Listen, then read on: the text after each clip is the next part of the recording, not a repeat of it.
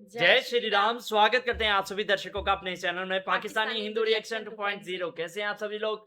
उम्मीद करते हैं आप सभी लोग ठीक होंगे, बढ़िया रहें, खुश रहें अपने जीवन में। तो भाई आज हम जिस वीडियो पर रिएक्शन करने वाले हैं बहुत बड़ा जो है वो गंभीर समस्या की बात है। हाँ, करियर 247 की वीडियो है। PM Modi 7 big appeals to that nation, impact of Iran war in India. तो बाय प्रशांत धवन। तो पहले हम वीडियो देख लेते हैं, उसके बाद फिर बात करते हैं। बने रहे हमारे साथ इस वीडियो के एंड तक। चलो जी। नमस्कार, वेलकम टू करियर 247 में हूं प्रशांत धवन। नाउ अब तक आपको पता लग गया होगा कि देश के प्रधानमंत्री नरेंद्र मोदी जी ने देश के नागरिकों से 7 बड़ी अपील्स करी हैं। ये किया गया है ईरान वॉर के इम्पैक्ट से निपटने के लिए। कई चीजें देश के नागरिकों को कही गई है कि आप सोना आने वाले 1 साल तक कम परचेज करिए, अवॉइड करिए गोल्ड परचेज करना, वर्क फ्रॉम होम करिए और फॉरेन ट्रैवल मत करिए और बहुत सारी और चीजें मेंशन करिए जिसके बारे में मैं आपको बताऊंगा। But at the same time एक तरफ पीएम मोदी ये कह तो रहे हैं कि नेशन फर्स्ट अबव कंफर्ट, दूसरी तरफ मैं ये भी देख रहा हूं कि देश में जो ऑपोजिशन के लीडर हैं राहुल गांधी, ये कह रहे हैं कि पीएम मोदी की जो ये अपील है ये एक प्रूफ है फेलियर का। राहुल गांधी ने यहां पर क्या कहा है ये भी मैं आपको बताऊंगा और साथ ही साथ कई और नेता क्रिटिसाइज क्यों कर रहे हैं इस 7 अपील एजेंडा को, ये चीज हम डिस्कस करेंगे। मगर सबसे पहले मैं आपको बता दूं कि पीएम मोदी देश के नागरिकों को आज के समय क्या करने को अपील कर रहे हैं और इसके पीछे का लॉजिक क्या है। नाउ सबसे पहले तो पीएम मोदी ने यहां पर यह कहा है कि prioritise work from home wherever possible. ये ना सिर्फ भारत सरकार कह रही है, आप देखोगे आज के समय दुनिया भर में कई देश है, फॉर एग्जांपल वियतनाम, श्रीलंका, वहां पर भी सरकारें अपने लोगों को यह कह रही है कि वर्क फ्रॉम होम को प्रायोरिटाइज करिए। लॉजिक इसके पीछे बहुत ही सिंपल है। हम लोग ये चाहेंगे कि फ्यूल जितना कम लोग इस्तेमाल करें उतना बेहतर है। इस वक्त स्ट्रेट ऑफ हॉर्मुज से फ्यूल लगातार पास नहीं हो पा रहा। रशिया से ऑयल परचेज कर पाना अभी भी एक काफी मुश्किल टास्क है और दूसरी बात यह भी है अब रशिया पहले की तरह डिस्काउंट भी ऑफर नहीं कर रहा। भारत के पास जो स्ट्रेटेजिक रिजर्व्स हैं वो भी लिमिटेड हैं, मतलब 2 से 3 महीने तक मैक्सिमम ये रिजर्व चलेंगे। तो ऐसे टाइम में जितने लोग बाहर कम जाएंगे, फ्यूल जितना कम इस्तेमाल करेंगे, उतना देश प्रिपेयर्ड रहेगा कल के लिए। क्योंकि अभी भी देखिए हमें पता नहीं है कि ये ईरान यूएस वॉर कब खत्म होगी। मैंने आपको पहले भी कहा था जब तक इजराइल नहीं कहता कि ये ईरान यूएस वॉर अब खत्म करने का टाइम आ चुका है, ये वॉर खत्म नहीं होगी। रिसेंटली बेंजामिन नेतन्याहू का इंटरव्यू सामने आया, उन्होंने साफ साफ कह दिया कि अभी भी बहुत कुछ करना बाकी है, ये वॉर अभी खत्म नहीं हुई है, ये कॉन्फ्लिक्ट अभी आगे चलेगी। तो इसलिए कई देश हैं आज के समय, फॉर एग्जांपल मैं आपको अगर आर्टिकल दिखाऊं, जो इंटरनेशनल एनर्जी एजेंसी है उसने भी दुनिया भर के देशों को यही बात कही है कि जो ईरान वॉर में हुआ है स्ट्रेट ऑफ हॉर्मुज में, ये लार्जेस्ट सप्लाई डिसरप्शन है इतिहास में of the global oil market. इस टाइप का डिसरप्शन आज से पहले कभी देखा नहीं गया। और यहां पे आप देख पाओगे आईईए के जो चीफ है उन्होंने कहा था कि सरकारें अभी भी अंडर एस्टिमेट कर रही हैं the scale of the crisis और नीड बहुत ज्यादा इंपॉर्टेंट है कि लोगों के बिहेवियर में चेंज किया जाए। वर्क फ्रॉम होम मैं आपको बता दूं दुनिया भर में कॉमन हो जाएगा अगर ये वॉर इसी तरीके से कुछ महीने और आगे चल गई। ऑलरेडी आप अगर देखिए तो Sri Lanka, Philippines, Pakistan, Vietnam, Indonesia, Myanmar, कई देश हैं जो सिमिलर टाइप के इंस्ट्रक्शंस अपने देश के लोगों को दे चुके हैं कि आपको गाड़ी लेकर ऑफिस आने की जरूरत नहीं है, वर्क फ्रॉम होम करिए जिससे फ्यूल सेव किया जा सके। और साफ लग रहा है कि ये इवेंचुअली मेरे हिसाब से एक न्यू नॉर्मल बन जाएगा। शायद आज के समय ये एक आखिरी पीढ़ी है दुनिया में जो रेगुलरली ऑफिस जाती है, रेगुलरली कम्यूट करती है। Eventually work from home perhaps in the near future एक बहुत ज्यादा कॉमन चीज बन चुकी होगी। फिर बात आती है गोल्ड की। गोल्ड हम कम क्यों परचेज करें? और by the way PM Modi ने जब ये बात बोली तो देश भर में जो ज्वेलरी कंपनीज हैं इनके स्टॉक्स आप अगर देखो आज 10-10, 12-12% क्रैश किए हैं। रीजन सिंपली यहां पर यही है कि अब माना जा रहा है कि सिंस पीएम मोदी ने अपील कर दी है तो 1 साल तक लोग सच में कम गोल्ड परचेज करेंगे। अब वैसे गोल्ड के रेट आप अगर देखो तो वैसे भी आम आदमी की रीच से काफी ये भार हो चुका है, मगर जो लोग गोल्ड परचेज कर भी सकते हैं उनके लिए भी मैं कहूंगा बहुत इंपॉर्टेंट है आज के समय के गोल्ड इतना ज्यादा वो परचेज ना करे। रीजन सिंपली मैं आपको ये बता दूं भारत गोल्ड इंपोर्ट करता है।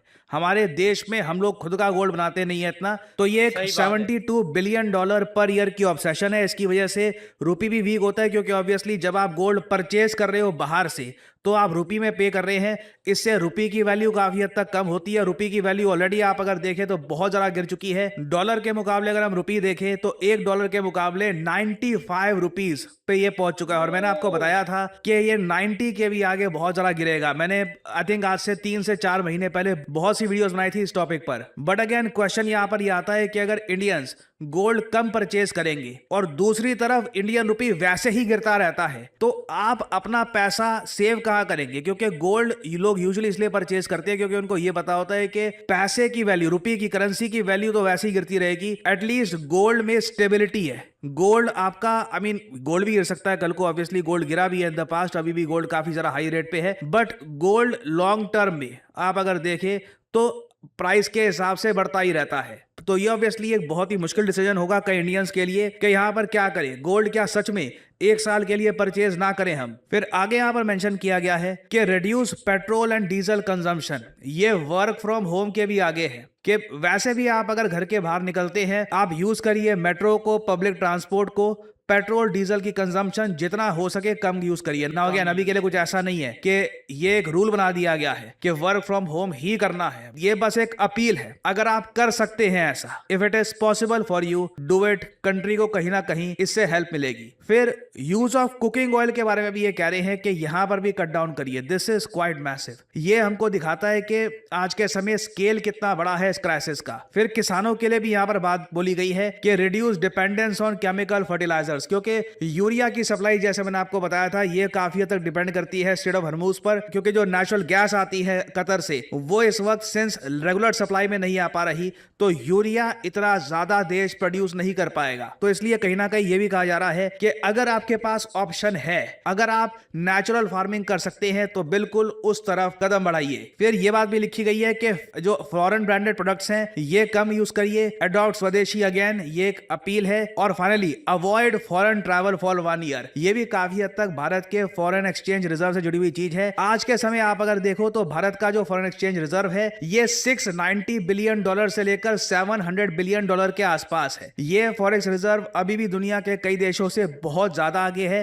But at the same time हमको ये भी देखना होगा कि कल को अगर मान लीजिए कोई सच में ग्लोबल संकट आ जाता है, ईरान अंडर सी इंटरनेट केबल कट कर देता है, या फिर यूएसए को कोई एक लैंड इन्वेजन करनी पड़ती है ईरान की, या फिर कुछ बहुत ही बड़ा करना होता है, तो उस केस में बिल्कुल फॉरेन एक्सचेंज रिजर्व्स पर प्रेशर आ सकता है। तो उसके लिए हम ऑलरेडी चाहेंगे कि हमारा रुपी सिंस ऑलरेडी काफी गिर चुका है, देश की करेंसी बाहर कम जाए, देश के लोग बाहर की करेंसी कम परचेज करें, क्योंकि जब भी आप बाहर जाते हैं तब ऑब्वियसली आप रुपी को कन्वर्ट करते हैं डॉलर्स में या फिर यूरो में, ताकि जहां पे आप जा रहे हैं उधर आपको ट्रैवल करने में आसानी हो, उधर आप परचेज कर पाएं। तो ये 7 चीजें हैं जिसके लिए पीएम मोदी ने अपील करी है। राहुल गांधी ने इसके रिस्पांस में ये ट्वीट करी है कि Modi ji demanded sacrifices from public yesterday. Modi ji ने कहा है कि जी गोल्ड मत परचेज करो, अब्रॉड मत जाओ, पेट्रोल कम यूज करो, एक्सेट्रा एक्सेट्रा, जो सारी बातें मैंने आपको बताई है। These are sermons, these are proofs of failure. ये यहाँ पर कह रहे हैं कि ये प्रूफ है कि भारत की पॉलिसी फेल हुई है। इन 12 years he's brought the country to such a pass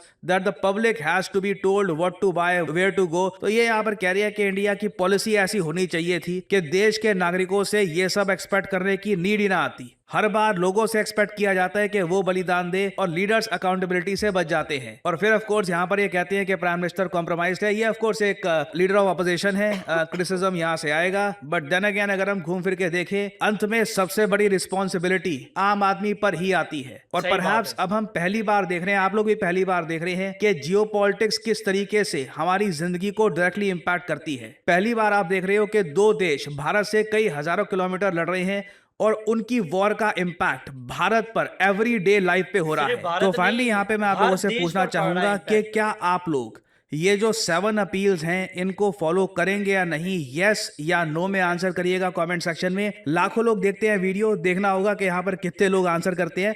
and again आप यहाँ पर सिंपली ये भी कह सकते हैं, फॉलो ना फॉलो करने की बात नहीं है सर, मेरा जीवन वैसे ही इस तरीके से कटता है, बहुत ही शांतिपूर्ण इंसान हूँ, घर में रहता हूँ, बाहर कम निकलता हूँ, गोल्ड परचेज किए हुए 10 साल हो गए, आगे भी परचेज करने का कोई प्लान था नहीं, फॉरेन ट्रिप वो क्या होती है, लिख सकते हो आप कमेंट सेक्शन में। I would like to know your opinion, share करिएगा अपने थॉट्स। बहुत अच्छा लगता है देखकर काफी बार के लिंक्डइन पर और बहुत सारे और सोशल मीडिया प्लेटफॉर्म्स पर लोग प्राउडली लिखते हैं कि करियर 24। तो जी ये थी आज की हमारी वीडियो। तो जी ये थी 7 अपील्स प्राइम मिनिस्टर मोदी की, मोदी जी की। तो उन्होंने अपील सिर्फ की है। अच्छा, इससे पहले भी क्राइसिस आए थे, मैंने वीडियो देखी है कि उस वक्त मनमोहन सिंह जी की मतलब कि वो सरकार थी, और उस टाइम भी पब्लिक से ही अपील की गई थी कि आप सोना 1 साल के लिए बहुत कम खरीदे, बल्कि बिल्कुल खरीदे ही ना। हम्म, तो उससे जो है भारत की जो इकोनॉमी में इतना मतलब कि फ़ायदा हुआ था, मतलब कि 4.75 के आस-पास, मतलब कि वो होता है ना कि इतना रेट गिर गया था। तो वो कम हो कर के 1 इशारिया और कुछ 1 दशमलव, मतलब कि 35-40 के करीब आके पहुँच गया था। मतलब कि इतना रेट गिरने से बच गया था। हम्म, अगर लोग परचेज़ करते तो ये रेट और बढ़ सकता था फिर। हम्म, फिर मतलब कि भारत की रुपीस की वैल्यू जो है वो कम होती जाती फिर। बिल्कुल। तो आज भी वही संकट है। ये संकट पूरे भारत देश में नहीं है सिर्फ़, पूरी दुनिया पर है। एशिया के जितने भी ममालिक हैं उस पर स्पेशली ज़्यादा है। हम्म, हमारे यहाँ तो यार 8 बजे जो है लॉकडाउन लग जाता है, सब चीज़ें बंद हो जाती हैं। और मतलब कि आने वाले समय में अभी सिर्फ़ इन ईद का समय चल रहा है। तकरीबन 13 या 14 दिन रह गए हैं ईद को। ईद की वजह से ये सब खुला हुआ है। ईद के तुरंत बाद जो है 8 बजे घर से बाहर निकलना भी पर भी पाबंदी लग जाएगी। सिवाय हम्म, इमरजेंसी के, यानी इमरजेंसी के वक़्त आप निकल सकते हो, कोई बीमार हो गया है, किसी का हॉस्पिटल ले जाना है, तो उस वक़्त ही निकल सकते हो, वरना नहीं निकल सकते। तो ऐसी सिचुएशन बन गई है। सिर्फ़ लक्ष्य ये है पेट्रोल बचाना है और मतलब कि अपने रुपीज़ की वैल्यू नहीं गिरने देनी। हम्म, और सबसे बढ़िया बात, आप मतलब कि एक चीज़ सामने होती है तो आप फिर मना नहीं कर पाते। आपका दिल ऐसा होता है कि आप कहते हो कि चलो ठीक है, आने दो। तो इस वक़्त अगर आपसे अपील की गई है तो आप रिफाइंड ऑयल को छोड़ के कुदरती देसी खाना खा सकते हो। हम्म, वो सबसे बढ़िया है हम्म, बिल्कुल। और मतलब कि फ़ायदेमंद भी है। और हाँ, वैसे तो मैं भी यार खुद ज़्यादातर देसी खाना जो है वो फ़ेवरेट है मेरा। मेरा मक्खन भी। से खा लेता हूँ, जो भी मिल जाए। हम्म, मैं प्याज़ से खा लेता हूँ। वो बढ़िया भी लगता है, कुछ अलग-सा। या वो छाछ होती है ना। अच्छा, आज के बाद उससे ही खाते हैं। नहीं, मैं वो फ़ायदेमंद नहीं होती क्या? बहुत। तो फिर मैं वही बात कर रहा हूँ। पहले के ज़माने के लोग वो क्या किससे खाते थे? यही तो देसी खाना तो खाते थे। वो क्या रिफाइंड ऑयल इस्तेमाल करते थे। बिल्कुल। जब से रिफाइंड ऑयल आए तब से बीमारियाँ भी आई हैं। यही तो मैं भी सोच रही हूँ। हाँ, पिछले दौर में लोग जो है वो देसी खाना ज़्यादा खाते थे और हाँ, उसमें टेस्ट भी होता था। हाँ, आजकल के खाने में कोई स्वाद नहीं होता है, हाँ। बिल्कुल पहले भी। जो है वो रोटियाँ थी बाजरा, मकई, ज्वार, इसकी रोटी होती थी, उसमें ताकत ज़्यादा है, हुँ, गंदम की निस्बत में। बिल्कुल। तो अच्छा, एक और अपील भी की गई है कि आप ये जो फर्टिलाइज़र जो कंपनियाँ हैं, जो खाद वग़ैरह बनाती हैं, उनको भी गैस नहीं मिल रही, तो आगे से फर्टिलाइज़र में भी प्रॉब्लम आ सकती है। तो इस वजह से देसी तरीके से, जैसे वो होता है ना, गाय या भैंस की गोबर से वो खाद बनाई जाती थी, हुँ, उसको कहते थे देसी खाद। उससे मतलब कि पॉसिबल है तो आप खेती करो। भाई पॉसिबल है क्या? पॉसिबल ही है। पहले नहीं करे खेती करते थे हमारे दादा-परदादे, हमारे पूर्वज जो है, पहले वो उसी फसलें भी से खेत अच्छी होती थी। हाँ, आजकल के दौर में उसमें उसमें जो है वो ताकत होती थी। बिल्कुल। और अब जो है ना वो ये केमिकल खादें आ गई हैं, तो वो फिर बीमारियाँ भी उसी तरह की हैं।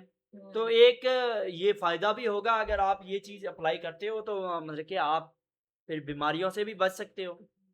ये तो आप पर डिपेंड मतलब करता आपको है। खुद खुद ही फ़र्क जो है वो हाँ, नज़ दिखेगा। बिल्कुल।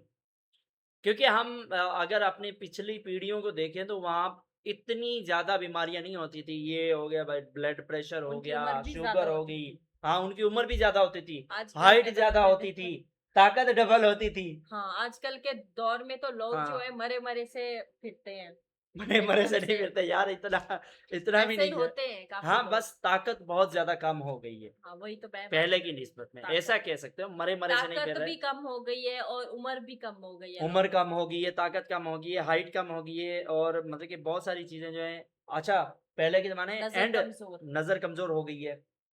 हमारे दादा-परदादा वो बुढ़ापे में जाके उनको बाद में जाके चश्मा, नहीं तो चश्मे तो होते ही नहीं थे। हाँ, आजकल तो छोटे-छोटे बच्चों ने भी चश्मे हाँ, लगाए हुए हैं। छोटे-छोटे बच्चों को चश्मे लग गए हैं, हाँ, ऐसा है। तो भाई यही थी, और ये अपील अगर आप मानोगे तो अपने देश की खुद ही मतलब कि मदद कर सकते हो। हम्म, तो ये एक मतलब कि बढ़िया सुझाव है प्रधानमंत्री नरेंद्र मोदी जी का। तो साथ निभाओगे तो देश आगे बढ़ेगा। बिल्कुल ये हर आम नागरिक के ऊपर डिपेंड करता है। ये वाकई देश के लीडर के ऊपर नहीं डिपेंड करता कि देश कैसे चलाना है। हर आम नागरिक के ऊपर डिपेंड करता है। हम्म, चलो जी, आज की वीडियो यहीं तक थी। अगर आपको हमारी कोई बात बुरी लगी हो तो क्षमा चाहेंगे, और इसी के साथ अगर वीडियो अच्छी लगी हो तो वीडियो को लाइक कीजिएगा, अपने सभी तमाम दोस्तों के साथ शेयर कीजिएगा। चैनल पर नए हैं तो चैनल को सब्सक्राइब कीजिएगा, बेल आइकन जरूर दबाइएगा। मिलते हैं नेक्स्ट वीडियो में, तब तक के लिए जय श्री राम।